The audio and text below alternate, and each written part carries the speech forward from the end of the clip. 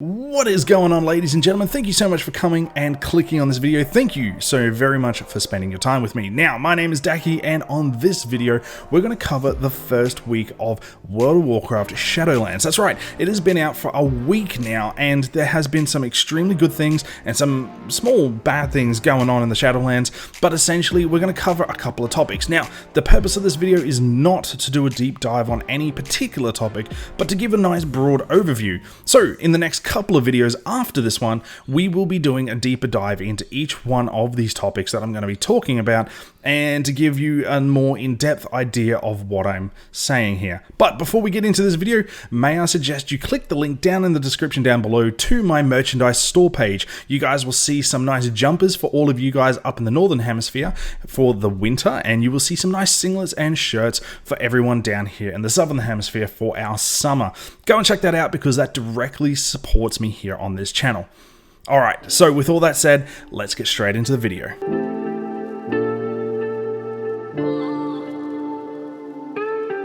Alright, so the first topic is leveling and story. Now, these go almost hand in hand. When you start talking about one, you generally have to talk about the other. So let's begin with the leveling process in Shadowlands. Now, before we actually talk about the Shadowlands itself, let's have a quick rewind and have a look at BFA and even particular Legion and how it really differs. You see, in Legion and in BFA, you could really choose the area or the zone you wanted to level in. You would go to that zone, you would level through the story, then you would return to the hub, and then you would pick another zone to go and level in. Now, with Shadowlands, you basically get the one mission to go out and you start in one particular zone, and you have to follow the zones that Blizzard have set out for you. Now, the reason why I like this way of leveling versus, say, BFA and Legion's leveling process is because you can get a broader aspect of the story. See, when you go out and you level in one zone, you generally have to start and finish that particular story. And then when you go to a new zone, you've generally got a whole new story that you've got to start and finish. And it feels somewhat a little bit disjointed. With Shadowlands, though, you get to start in one zone, and then that zone tells you to go to the next zone, tells you to go to the next zone. Basically, each zone is then interwoven and locked together by the one story, and it feels more fluid. It feels like everything is connected better. And for me personally, this makes it a lot easier to understand the story. It makes it easier to understand the connections between the characters, and I personally like this method of leveling.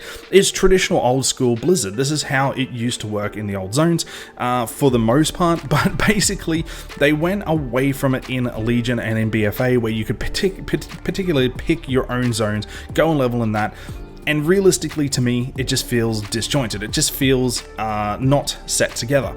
So, with the leveling sort of sorted, what does the storytelling basically mean? And quite frankly, it is exactly the same copy-paste. It feels fluid, it feels all connected. The story from beginning to end, from what we've seen so far in the campaign, feels really solid. It has one clear goal, it has one clear narrative that translates through all the zones. And granted, you have all your side quests and you do have all your secondary storytelling processes, but for the most part, the story continues between the zones, and it's easy to understand, it's easy to understand the characters, it's easy to link certain characters with other characters. And personally, I love that. So the leveling feels really solid.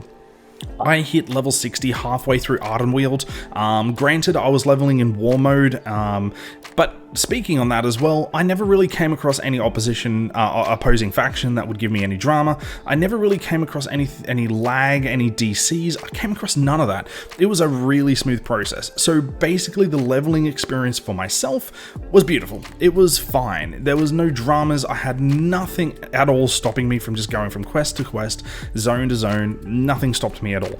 And that was such a great experience, to experience that whole questing feel going up to 60. So I hit 60 in Ardenweald, but continued on and did the rest of the story before obviously going to my Covenants.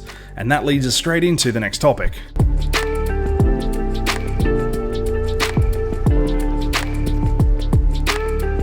Covenants. Alright, so Covenants have had a little bit of backlash leading up to the Shadowlands. Basically, they weren't received real well overall.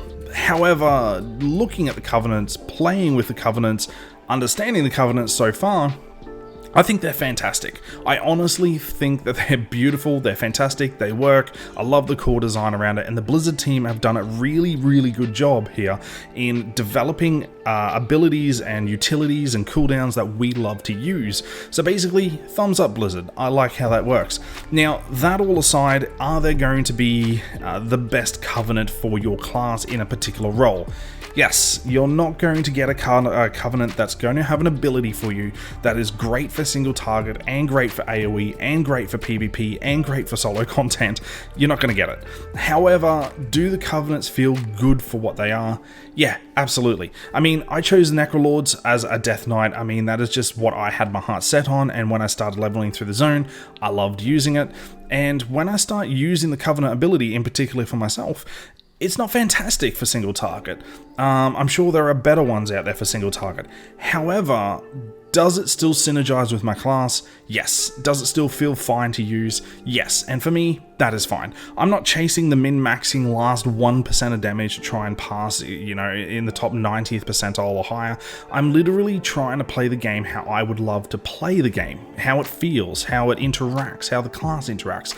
And for me, the covenant that I've chosen works. However, it was a really close race with a couple of other covenants. Now, when looking at these other covenants, they still work with the class and spec that I chose. Do they work a little bit differently? Does one do single target better than AoE? Yeah, absolutely. But do they still work? Yes. And do they look pretty? Yes. Do they look fantastic when using it? Yes. And for that, I have to hand it to Blizzard. They've done a fantastic job. But let me know in the comment section down below or on my Discord page. Let me know, do you guys like your covenants? Is there something wrong with your covenants? Because personally, I felt like there's been nothing wrong with them so far. But then again, you guys might have found some chinks in the armor that I may have missed.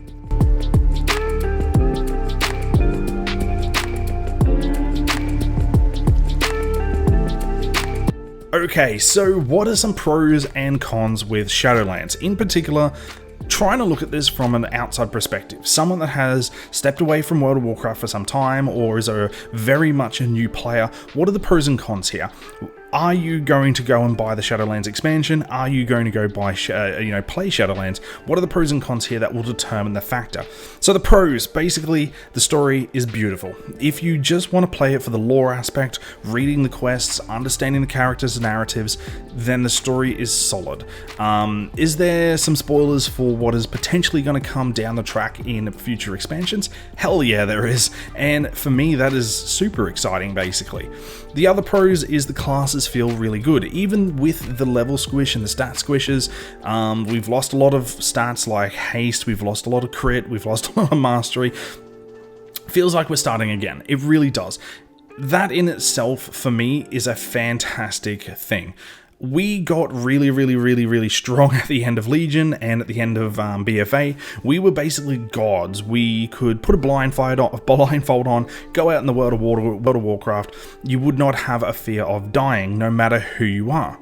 However, in Shadowlands, and this falls into the pro category, trust me, when you go out in the world, you feel like you are not a god. You feel like you are not super strong. And for me, that is a pro. It makes the game feel interactive. It makes you feel like you've got to make choices. And those choices can sometimes mean you pull too many ads or mobs, or an extra rare that you didn't want to pull. And guess what? You're dead and you have to run back to your corpse. Now, some people think that is a con and some people don't like that because, well, that is just their playstyle. I think it's a great thing because it makes the game feel more interactive. Now, what are some cons here? Realistically, there's only one big con here, and this is the fear that I've had from the start, basically, before Shadowlands even launched, is are they going to be able to keep up with all the systems and, you know, make them interesting down the track? See, they're interesting now. Torghast is fantastic now. It is super intriguing to go and play if you want to de-stress, if you just want to head up the tower and feel super godlike again, go and do Torghast. But is Torghast going to feel super fine in a month's time or 2 months' time when the patch hasn't even dropped yet and you're still hanging on for these systems to be somewhat better? Now, Blizzard can turn around here and make Torghast feel better and better and better and better, and continue to make it feel better if they really want to take a page out of Diablo's book. Then therefore Torghast will feel great 6 months down the track, 2 years down the track, it's still going to feel great. However, we've been given a lot of systems. We've got the Conduits, we've got the Soulbinds, we've got the Covenants, we've got the Torghast system, we've got the storyline that we're still interacting with. So basically, are they going to be able to drag all this through and still make it feel interactive in the months to come? And that is my fear. Is it a con? Possibly. If they do not keep their finger on the pulse, then yes, potentially Torghast could feel boring over the next couple of months. Your Conduit system can feel boring over the next couple of months. But if they keep it dynamic and they keep it interactive and they keep changing or adding, not systems, but adding to the systems, then I think they're going to do a great job here. So it can be a con here that they could drop the ball, and that's why I'm putting into that con, because it's a fear. It is something that I'm worried that they're going to drop the ball on. But we'll see as time goes on. But ladies and gentlemen, that is the video. It is basically just a brief, broad spectrum of how Shadowlands launched. Overall, fantastic. Well done, Blizzard. Great job. The art style is beautiful. The music is great. The interactivity of the NPCs, the voice acting on the NPCs. I could list a mile-long list here and give you guys so much basically on how Shadowlands has done a fantastic job.